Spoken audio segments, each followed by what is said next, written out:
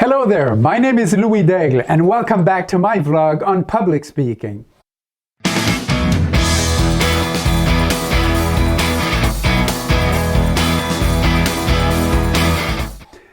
On the last vlog, I spoke about the importance of speaking to the emotions of your audience.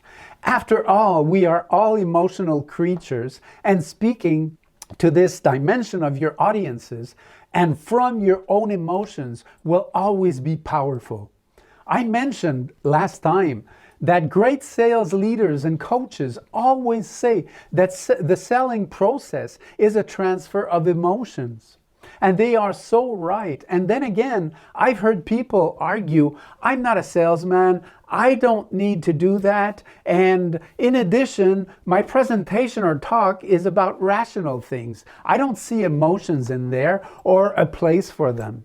Well, let me give you another maybe extreme example. In my life, I've been a physics teacher. How more extreme can you get in terms of rational content or subject? If you ask your average 12th grade student, they'll probably tell you that physics is tough and the coldest and driest subject, really not much fun. Well, throughout my career, I did everything I could to keep my physics courses lively, interesting. I made sure they talked to their interests and always made them very relevant to their life and reality. So of course, lots of lab sessions, experiments, and demonstrations so they could see and touch the science. Now, let me list you a number of emotions I relied on and used regularly in my lab sessions. I mean, I saw these emotions in action. Here we go. Joy. Labs involved lots of fancy equipment and fun and entertaining effects. Curiosity. Naturally, their curiosity was up next level in such an environment. Pleasure and pride. I always complimented them as they learned from their errors, telling them this was how we learned in real science. They felt all in the process. Passion. Whoever was naturally more inclined towards sciences became totally hooked. And now, let me give you another example. A theoretical course given in class. I decided to take a whole hour lecture and go a little outside the curriculum to answer a question that was sure to amaze them. There you go, already an emotion, the feeling of amazement. I meticulously took the time I had in only one lecture to answer the question that I had brought to them. When you look at your body, and I touched my hand while saying that and looked at it, you've learned in biology classes that it's all made of cells. And those cells in turn are made of macromolecules. And those molecules are in turn made of a number of atoms. Hydrogen, oxygen, iron, carbon, and the list goes on. But those atoms, where do they come from? And remember, after the question, I gave them a break to think it over. Needless to say, my students were already surprised just at the idea that I was obviously stepping out of the program and taking them on a journey where they had no idea about the direction nor the destination. So second emotion right here, surprised they felt. And they started trying to answer my questions. And I could feel their curiosity going up to the next level.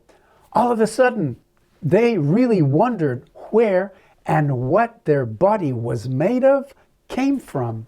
Someone said, don't atoms come from the food that we eat? Yes, absolutely, I answered. And that student immediately felt pride third emotion here, for giving a good answer and contributing to the conversation. And notice here, I'm using the word conversation. And of course, that encouraged more students to participate. So I gave a few more examples about all that, how their body that very day was entirely made of new material that wasn't even in them when they were a baby. And then I asked, and those plants and animals that we eat and that end up constructing our bodies, where do their atoms come from? Again, I gave them a break to think. Then someone else said, well, they come from the earth, the substances in the ground, don't they? Great, I replied. It seems that it all comes from what's in the planet we live on. Then I had to speed up a bit because I had just an hour total to get to the final answer, our final discovery.